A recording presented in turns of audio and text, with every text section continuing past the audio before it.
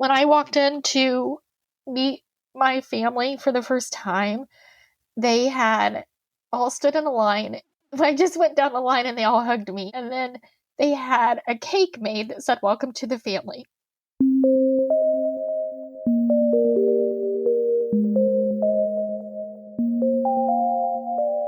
Hello, you are listening to NPE Stories. This is a podcast where NPEs can share their story. I am your host, Lily, and I found out I was an NPE through an ancestry DNA test that changed my life forever. NPE is a term that stands for Not Parent Expected or Non-Paternal Event. This means that one or more of our parents are not who we believe them to be.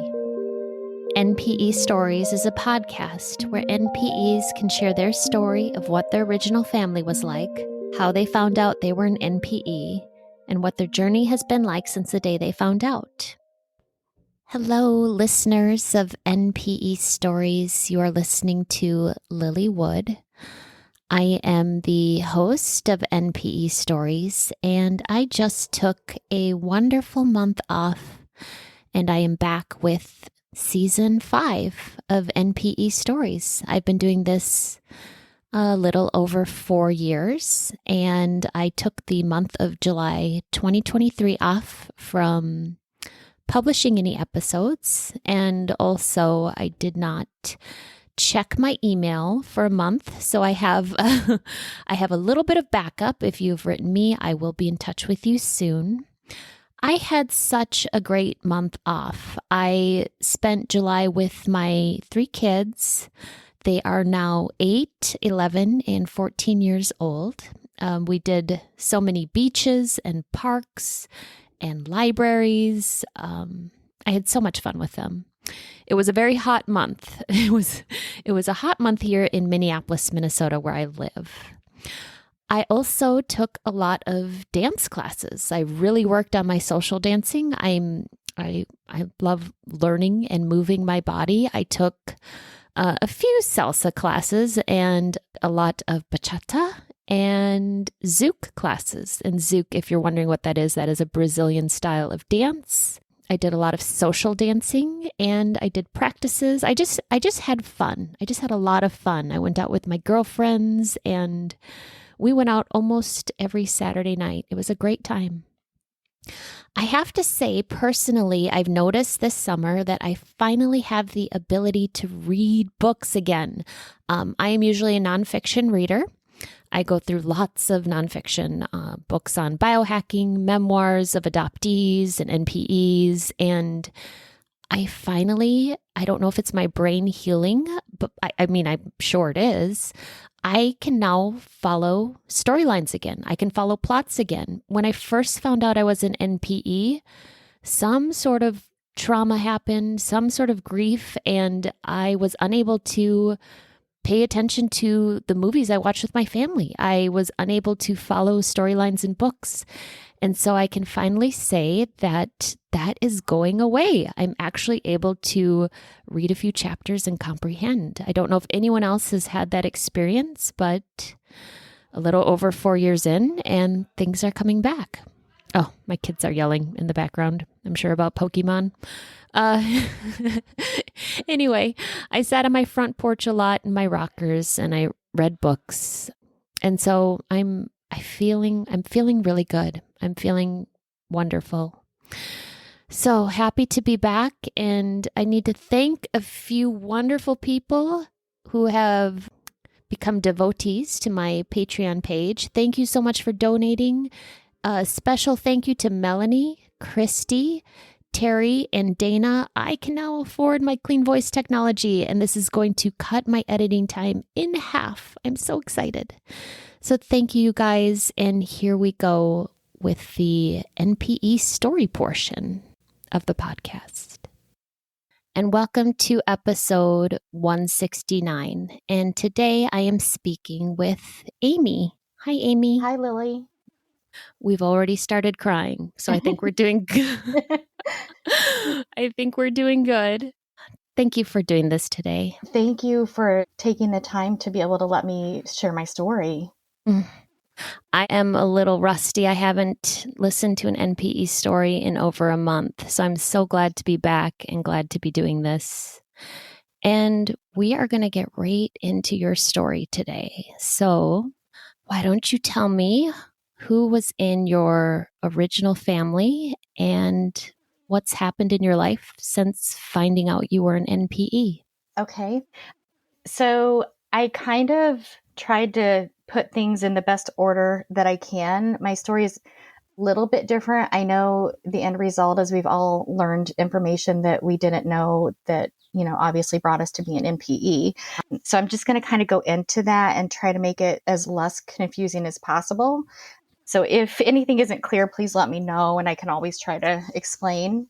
Okay. So to start off with, my mom had just turned 15 when she got pregnant with me. So she was very young and was still 15 when she had me. And my great grandparents actually raised me for the most part.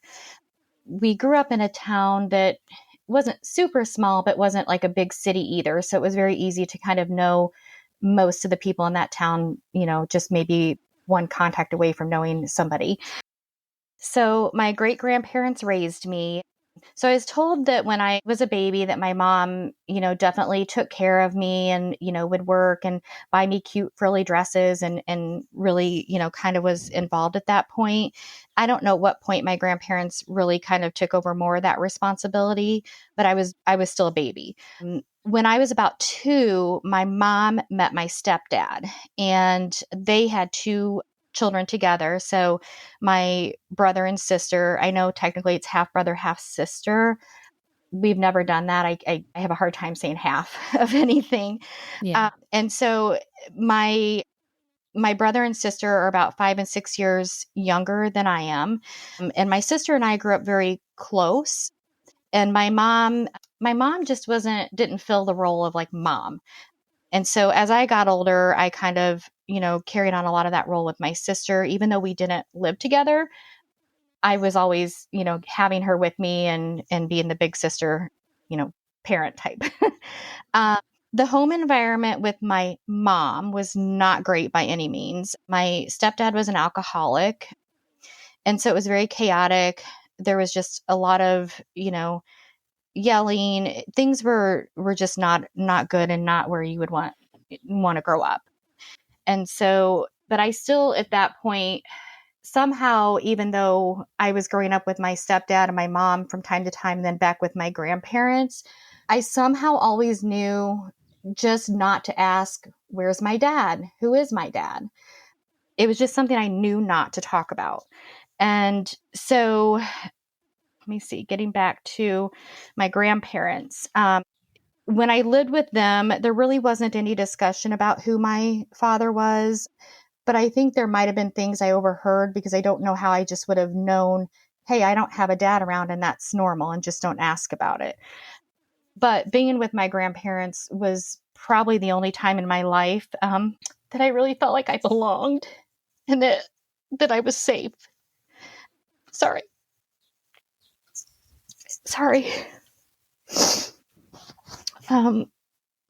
I also knew, like, growing up, like, from a very young age, for some reason, my birth certificate did not have my father's name on it. It was just blank. And that was always something that just has bothered me and still bothers me to this day. I remember being about 5 and my stepdad telling me that I could call him dad.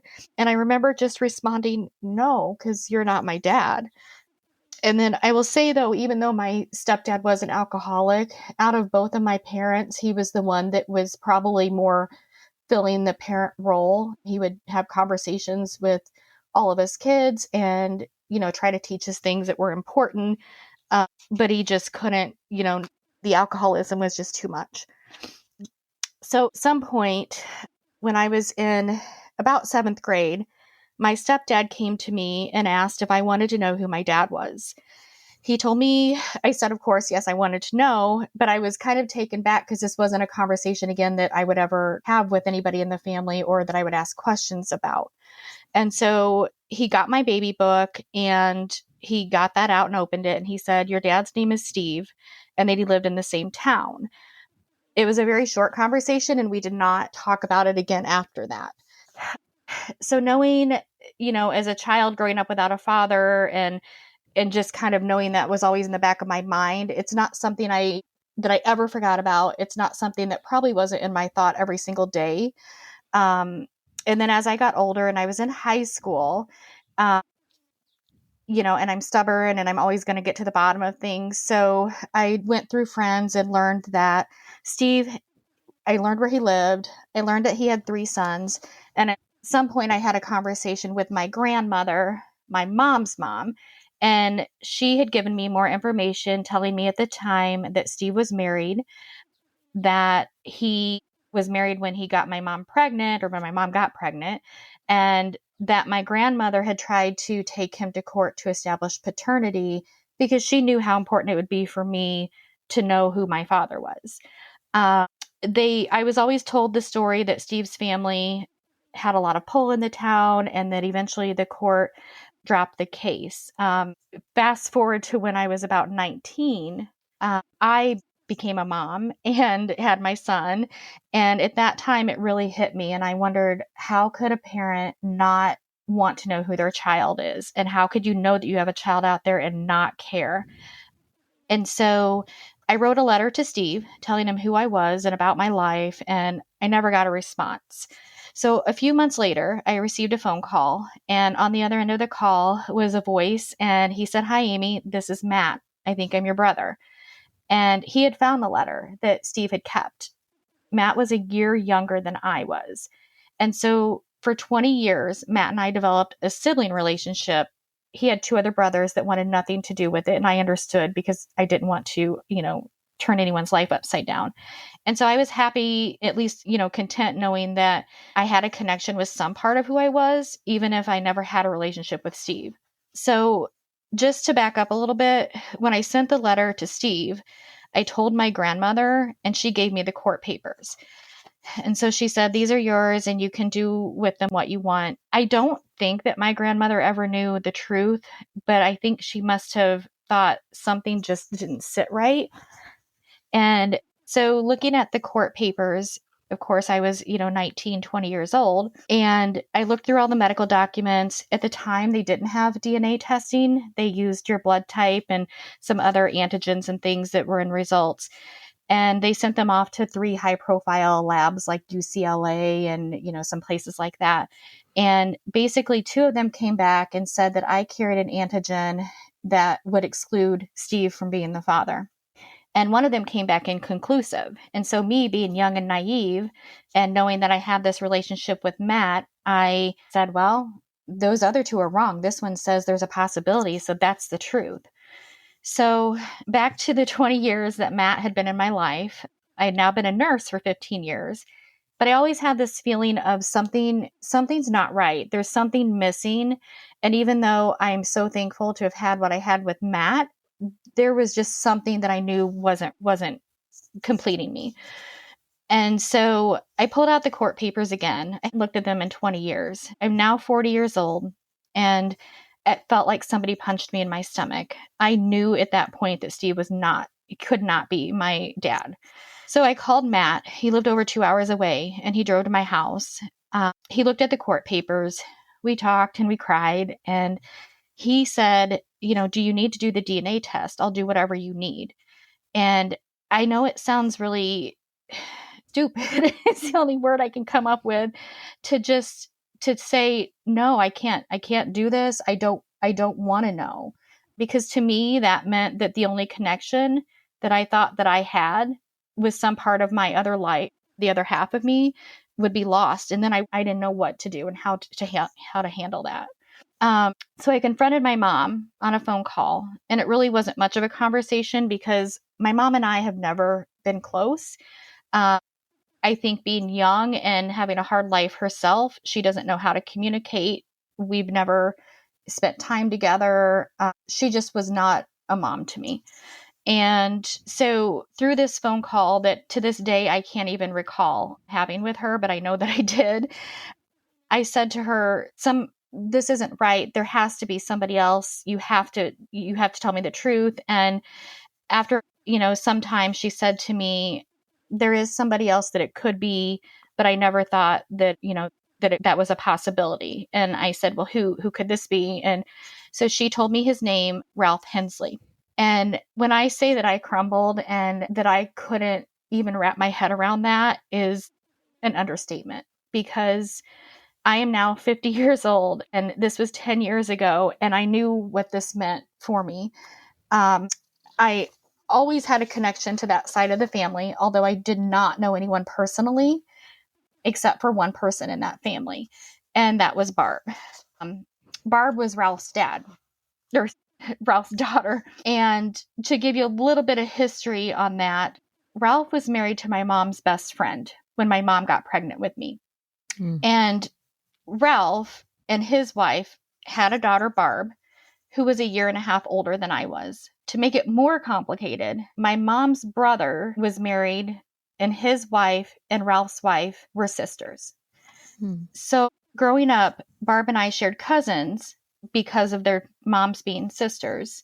And as we got older, we ran around together in high school. Barb and I looked so much alike that we would joke with people and tell them that we were cousins. And there were even times we would say we're sisters just to mess with people. And this was in high school. I also knew that Carrie Jane was Barb's sister, and she had been hit by a car when she was 5 and killed. And so my dad's side of the family, and stop me if this gets confusing, I'm just trying to make it as simple as possible, but my dad's side of the family carries a cancer gene or a genetic mutation that's inherited. And it's associated with Lee-Fermini syndrome. And so there's a mutation that affects how your body stops abnormal cells from growing. And so cancer can develop anywhere in anybody's body that carries this. It's not a specific type of cancer. So when my mom told me that my dad was Ralph Hensley, I knew that my dad had died in 1990. He was 36 years old. So I would never get a chance to know him. And my sister Barb died when she was 25 of breast cancer. She had 2 little girls. My dad's mom, my grandmother, died when she was about 29. And so it's a long-standing history in the family of this inherited mutation and, having cancer and dying young, which was also scary to me, because then what does this mean for me? What does this mean for my kids?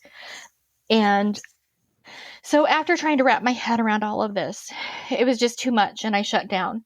I couldn't even process knowing that I had lost so much before I ever had a chance to know anything. My mom couldn't understand why it was so upsetting to me. She always says, and still to this day, not because of our conversations, because we haven't had them, but through other family members, that she didn't understand what the big deal was. People get cancer and you don't need to know, if you carry this mutation or this, you have an increased risk. So she very much dismissed that.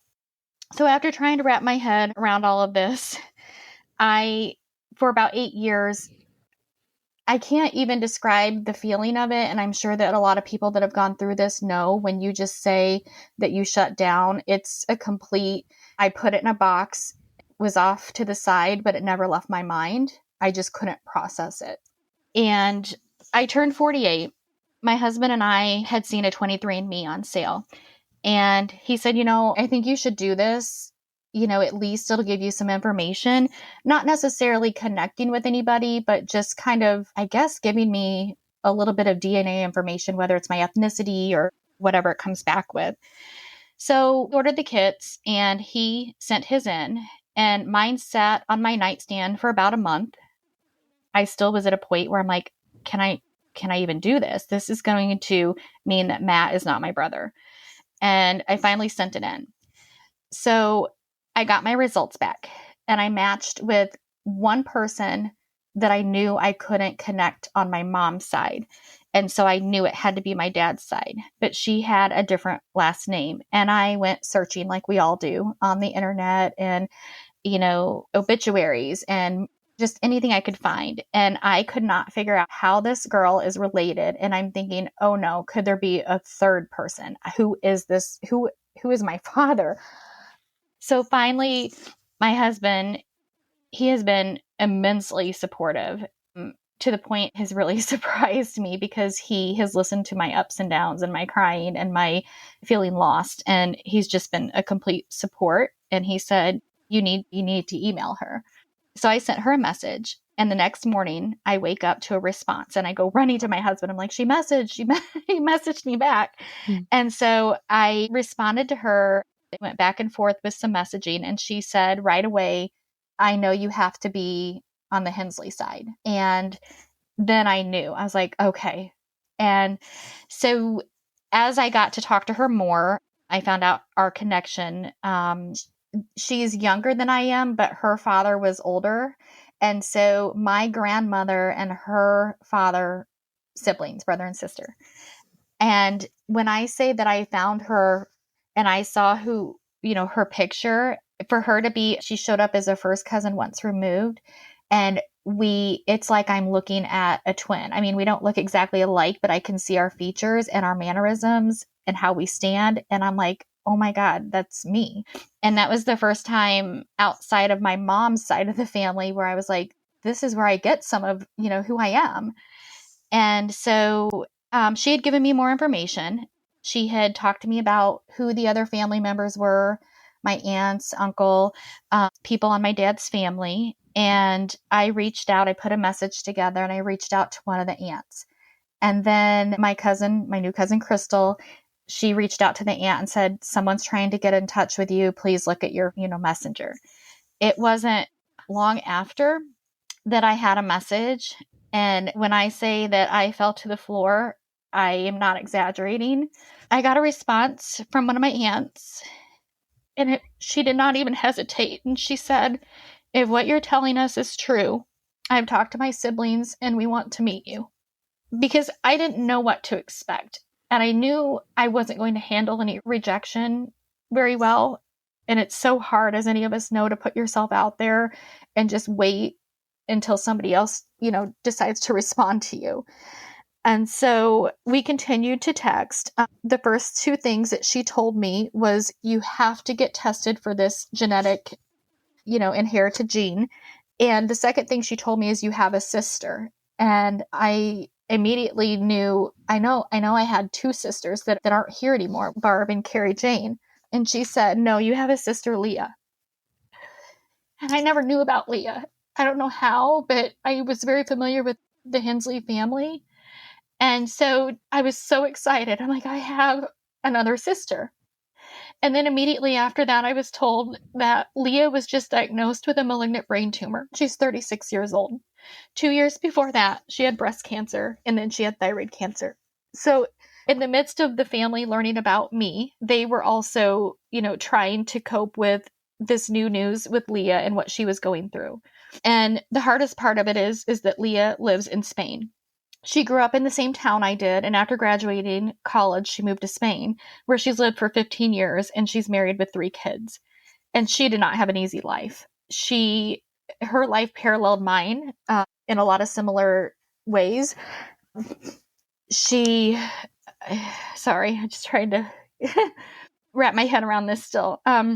She didn't have an easy life, and like I said, our life was the same in many ways. She was 4 when our dad died, and so she doesn't have any memories of him. And so I guess that's one common thing, that we have the support of each other, to know that even though she had, a relationship with him as a child, she doesn't recall anything. And I had no idea if Leah would want to know about me. I had no idea if she was too sick to even be in a place where she could even reach out to me.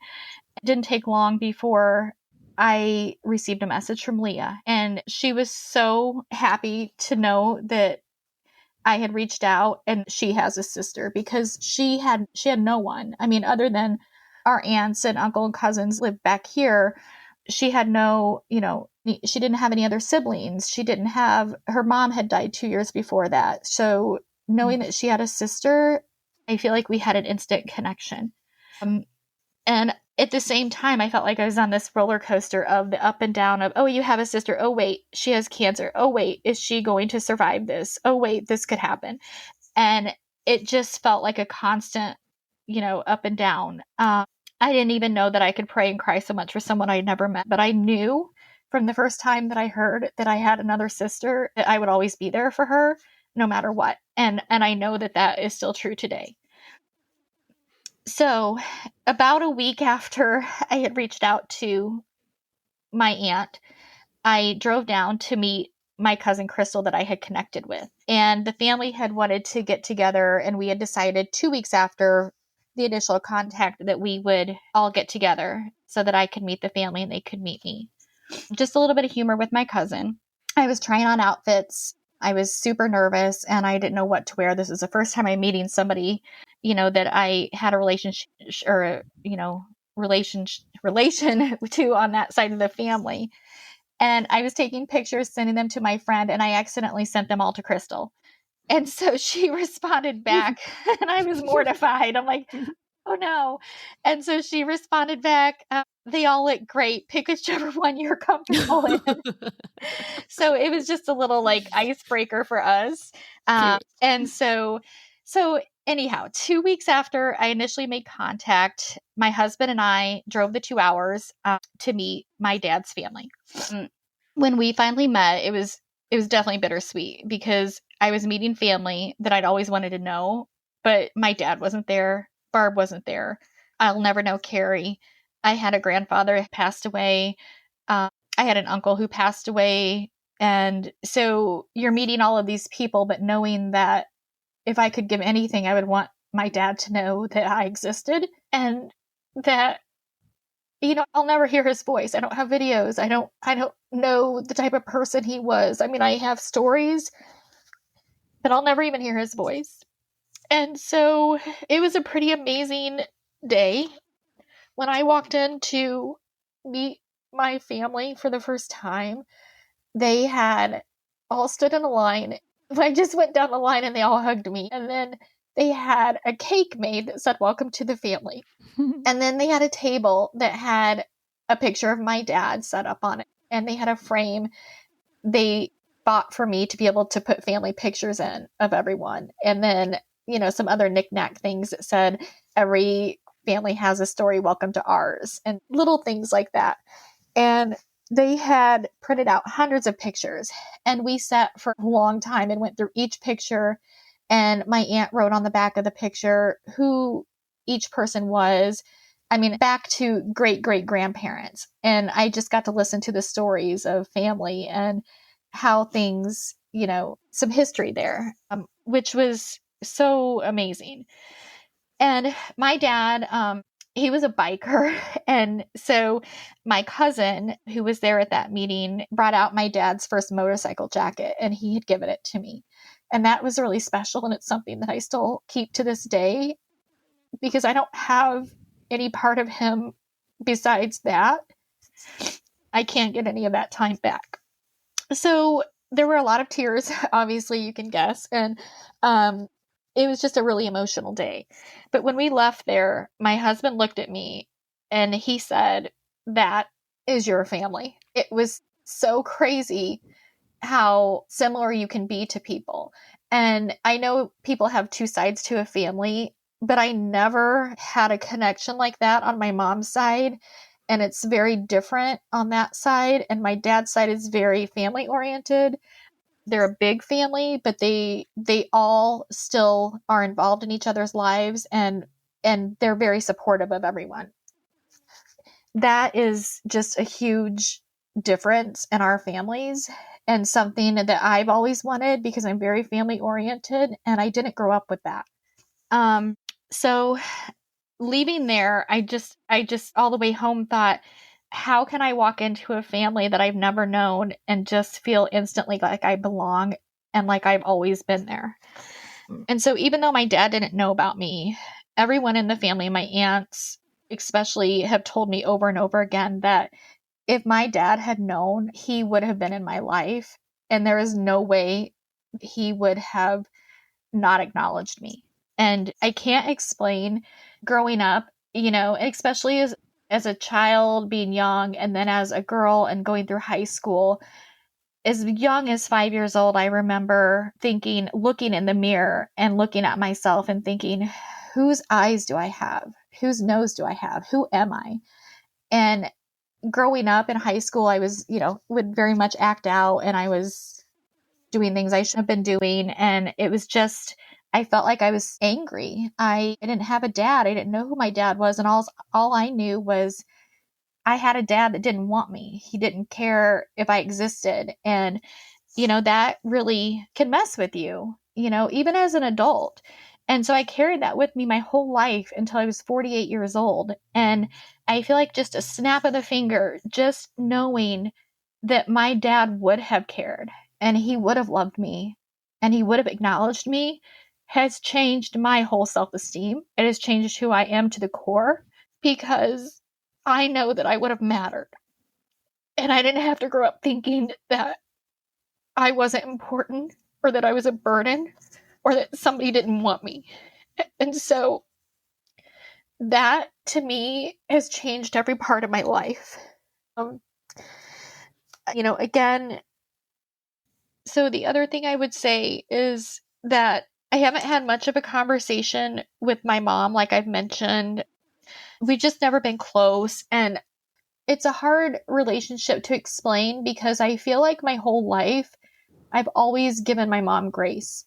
Even being young, my sister and my mom really don't have a great relationship. And I would always tell my sister, you have to meet her where she's capable of meeting if you want a relationship with her, because she just isn't able to do it.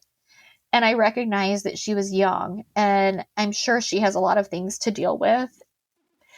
But I will never understand, as hard as it is for somebody to maybe talk or have a conversation, why she can't discuss this with me.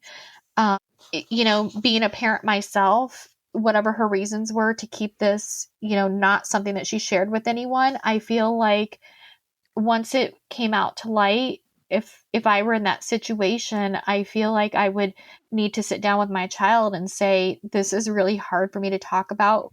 What information can I share with you that'll help you? Or at minimum, just be happy that I have found this family who has been so welcoming and who love me. And my mom isn't happy about that. She is angry about it. And my dad's family has been nothing but kind about my mom. When I've struggled with how I feel about things, they also have been very, supportive to say, she was young. It was almost 50 years ago. Times were different. Most important, you're here and we have you in our life. And so to me, that says a lot. But I think my mom, kind of looks at things like everybody's against her and it's all about her. And she doesn't recognize that this is about me. I have a right to know who my other family is. And I also have a right to be happy and to feel good about myself now. So the other thing I would say is that during this time, over the last 2 years, it's a lot to take in. And I've pretty much lost contact with my sister and brother on my mom's side. There were a lot of other parts to that, but we had never had any issues until this. And so I think it was just too much. And I don't think that they could understand all the processing that you go through, and you kind of lose yourself for a while. And there were many other things that happened over this year and a half that made things extra hard. And so we're at a point now where, maybe at some point we can reconnect, but I don't know that that will be anytime soon. My brother had contacted me a while back, actually right at the beginning of this, year and a half ago, through text. And one of his things he said to me was, why do you think that you can just walk into that family's story and be part of it? Mm-hmm. And that is something I will never forget, because walking into their life, I have never felt like they feel obligated. I've never felt anything but complete inclusion and love and support. And I can't express how kind they have been. And now looking back, I tell my aunts, I don't remember life before 2 years ago. I feel like this is where I've always been. And, I told my brother, where was I supposed to start? I was never given a chance. I never knew the truth, and it took me my whole life to find this. And so, I feel like that side of my family just all the way around is not supportive much of anything. Last summer, Leah finally got through her treatment, and she was able to come back to the States for a month with her husband and her kids. And she was able to stay longer because at the end of her time here, my 11-year-old granddaughter and I were going to fly back with her just to help her come back with the kids. And her husband would only stay here like a week and then go home. So we did that, and we had a wonderful time. So we spent 6 weeks last year getting to know each other, just spending time together and enjoying our time. And when we got back from Spain, the day after we arrived home, my 5-year-old granddaughter died unexpectedly. And when I say in the last year and a half, my life has been turned upside down. And to know that my mom's family is more focused on how they feel about me having a wonderful other side to my family who has been so supportive. And they are more focused on that than the hurt and the pain that I have gone through in the last year and a half. Is really hard to put behind you and even want to try to repair. And I don't know that it is repairable. But I really truly believe that Leah and I were finally brought together. I think that our dad knew that we needed each other. And he knew that we would always be there for each other. And I don't know if my sister feels like I replaced her, but there has to be room for everybody in my life, because I will never not acknowledge who I am, who my family is, and the people that are so good to me. And that is a hard boundary to set, and I've lost a lot of people along the way because of that. I will not be quiet about my name. My biggest heartache out of all of the NPE struggle that I've gone through is knowing that I still have a birth certificate and my father's name is listed as unknown on there. And in the state of Illinois, they don't care. There is no way to change it. I have roadblocks, and they have just told me over and over again that basically the father is listed for responsibility reasons, and as an adult, there's no need to change it, because they, of course, don't look at it from a genealogy perspective or just how somebody feels. I'm 50 years old now, and it is still just as important to me that my father be on my birth certificate. And I wish that was something that could be changed, moving forward. So I know that it's kind of complicated to go through the whole story and kind of explain things. Matt and I still keep in touch. He's a wonderful person. He's amazing. I have this new family who every day I wake up and feel so blessed to have. I have to mention too, I have my aunts and my uncle. When I first reached out to them before we met, they called me one at a time, and it was like they were just waiting to not overwhelm me. But I got home one night and my uncle had called me, and it was the first time that I had heard anyone's voice.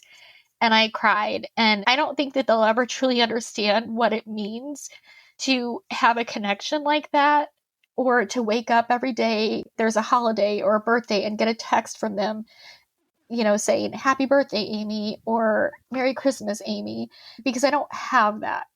And that makes my heart so happy. Like I have this true connection now.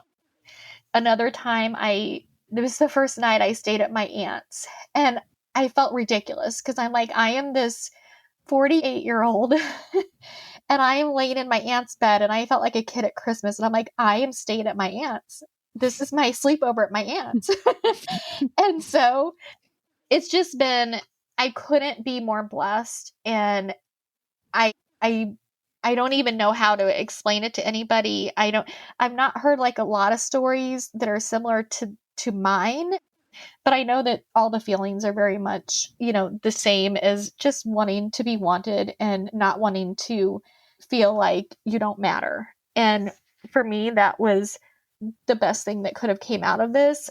The sad part for me is that it took so long, and I wish that I wouldn't have shut down for those years I did, just because I was too scared to know the truth, because I didn't know what was on the other side. And that would have put me in Leah's life a lot sooner, and my aunts and uncles and cousins. And I have to say also, for being such a big family, my cousins, like when I meet them, there is it's like I grew up with them. Every single person has just included me, and I don't feel out of place. And it's just amazing. And so that's why I asked you about using my dad's name in here, because I'm proud of that. And I'm married, and obviously I would have changed my name, but that's my identity. That's who I come from, and it's who I am. And so that means the world to me. So that's my story. Oh.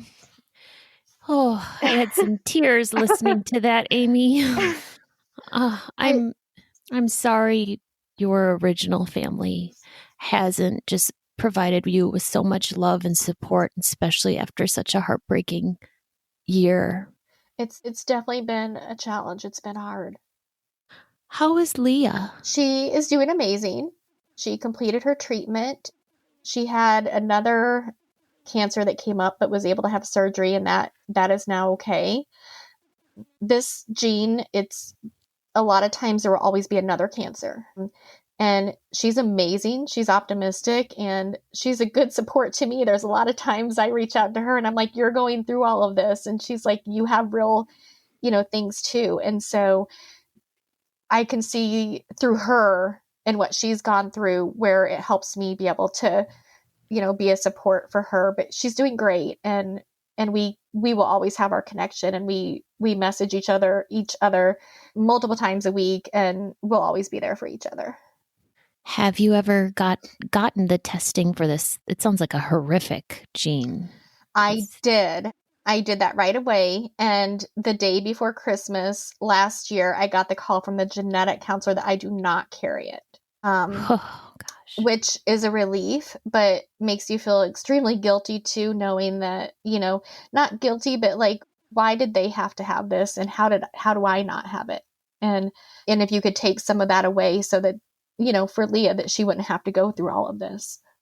So now, Ralph Hensley, your birth father, do you think he ever knew you were his daughter? No. No. That's one thing I asked my mom, and I said, did you tell him you were pregnant? And she said no. And I said, so what happened? You just like disappeared and cut ties? And all of this is through text messages, where the most I get from her is a yes or no. So I kind of have to guess on the questions, and then I'll get the short response. And so my understanding is that he didn't know that she was ever pregnant.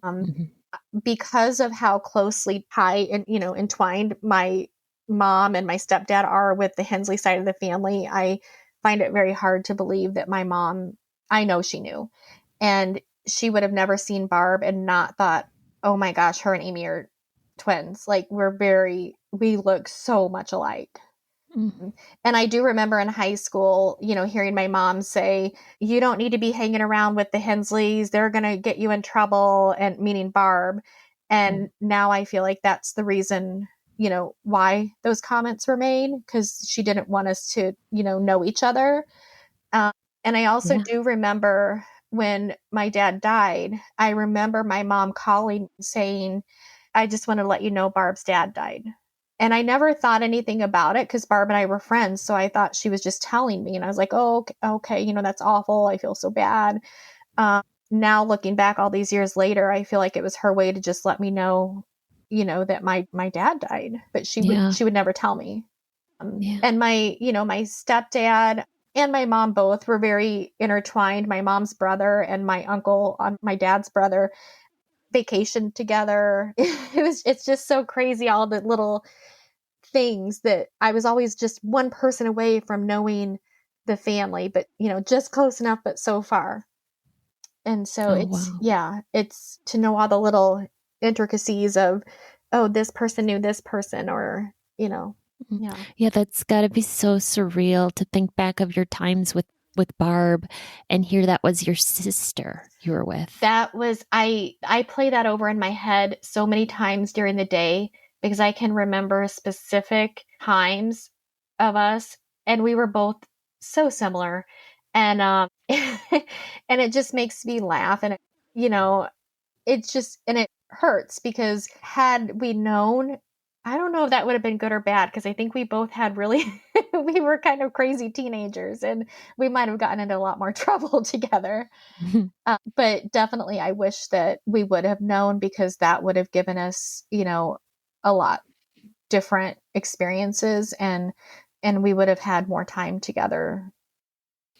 And Amy, I forgot to ask you this, but would you ever be open to having any NPEs contact you if they had any questions? Oh, yeah, definitely. I'm open to anything. I know it takes all of us to kind of get through all of this.